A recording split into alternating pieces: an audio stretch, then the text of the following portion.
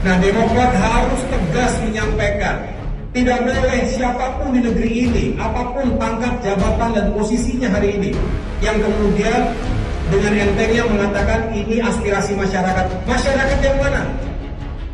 Masyarakat yang mana yang didengarkan? Yang jelas kita keliling ke 34 provinsi, ratusan kabupaten kota yang ada, masyarakat justru mengeluh terhadap situasi hari ini yang tidak kunjung membaik. Kalaupun ada, lambat. Prioritas pun tidak jelas.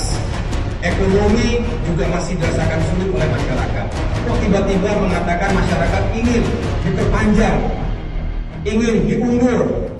Saya tidak melihat ada masyarakat yang memiliki harapan itu. Yang jelas itu adalah harapan segelintir pihak yang ingin melanggengkan kekuasaannya. Dan menurut saya memalukan cara berpikir seperti itu.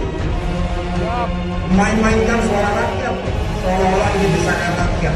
Rakyat yang mana? Alasannya sekarang masih pandemi, alasannya sekarang masih pemulihan ekonomi.